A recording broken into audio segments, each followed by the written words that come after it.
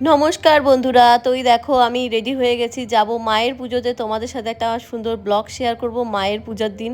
তো অমাবস্যা তিথিতে আজকে কালী পুজো, মার পুজো হবে। আর এই দেখো আমি শাড়ি পাল্টে নিয়েছি, 4-5 বার শাড়ি পাল্টানোর পরে এই শাড়িটা এবার আমি পরেছি। যেহেতু ছোট বাচ্চা আছে আমার, বারবার টয়লেট করে দিচ্ছে, বারবার বমি করে দিচ্ছে, সেহেতু চলে আসলাম এখানে মায়ের মন্দিরে। শুদ্ধ শরীরে মায়ের কাছে চলে এসেছি। এবার মন ভরে মাকে ভালোবাসবো, ভক্তি করব। তো ইনি দেখো আমাদের পুরোহিত মশাই, উনি এবার সবজি রান্না করছে, ভোগের এখানে রান্না হচ্ছে। তো ওনার সাথে আমি একটু মজাই করছিলাম। এখানে বেশ সুন্দর গন্ধ বেরিয়েছে, যা ভালো লাগে। তোমরা তো জানোই এই রান্না শুধু ব্রাহ্মণ ছাড়া আর কেউ রান্না করতে পারে না, এমনকি এই রান্নাতে কেউ হাতও দিতে পারবে না। সবাই জোগাড় করে দিচ্ছে, পুজো হতে এখনও অনেক দেরি। এখানে ধীরে ধীরে সব কিছু জোগাড় হচ্ছে, তারপরে গিয়ে পুজোতে বসবেন ব্রাহ্মণ মশাই। তো মা কেমন হয়েছে একটু জানিও সবাইকে। আর এখানে দেখো ভোগের প্রসাদ রয়েছে, সকলে নিজেদের মতন ভোগ দিয়েছে। আর আমি এখানে বসে বসে খিচুড়ি কাটছিলাম, সকলের সাথে গল্প করছি, খিচুড়ি কাটছি, বেশ ভালো লাগছে। তো ওই যে মোটা মিষ্টি কুমড়াটা কাটবো, দেখেই ভয় লাগছে কীভাবে কাটবো কী জানি, তবুও চেষ্টা করব। আর এখানে সবাই বসে পড়েছে, আমিও বসে পড়েছি। এই যে মিষ্টি কুমড়াটা, তো এখানে আমি কুমড়ো নিয়ে নিয়েছি, কুমড়ো না কোয়াশ, কোয়াশ নিয়ে আমার হাত পুরো কালো হয়ে গেছে। আর ওইদিকে কাঁচা কলাও কাটবো। এইখানে বসিয়ে দিয়েছে মায়ের ভোগের খিচুড়ি।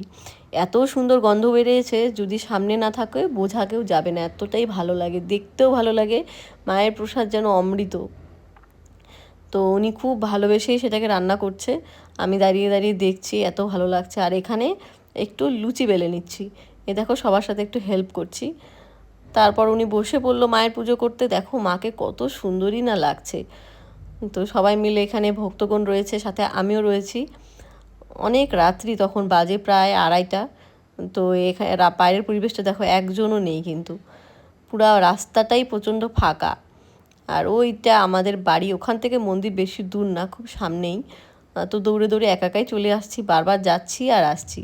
বাচ্চা বারবার উঠে যাচ্ছে, বারবার যাচ্ছি আসছি। তো মাকে মন ভরে সবাই প্রার্থনা করছে, আমিও প্রার্থনা করছি যাতে মা সকলকে ভালো রাখে, সকলকে সুস্থ রাখে, এতটুকুই চাওয়া পাওয়া।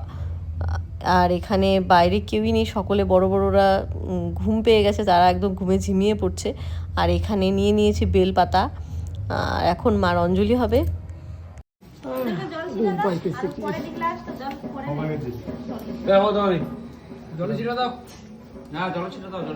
আমাদের দিদি তোমরা জলে ছিটে পাও নাই, আমিও পাইনি। অঞ্জলি দেওয়ার পরে একটু চা খেয়ে নিচ্ছি। আর এখানে সমস্ত প্রদীপগুলি দেওয়া হচ্ছে, আমিও একটু হেল্প করে দিচ্ছি। এই দেখো প্রদীপগুলি দেওয়া হচ্ছে, প্রদীপগুলি ধরানো হবে, কত বড় কচু পাতা। আর এখানে সকলের জন্য প্রসাদ রান্না হচ্ছে।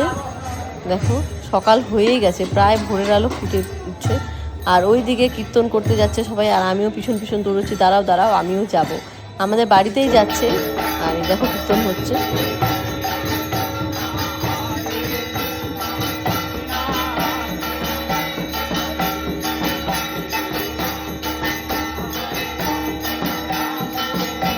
কীর্তন করে আমি আবার চলে আসলাম, প্রদীপ ধরাচ্ছি সকলের সাথে।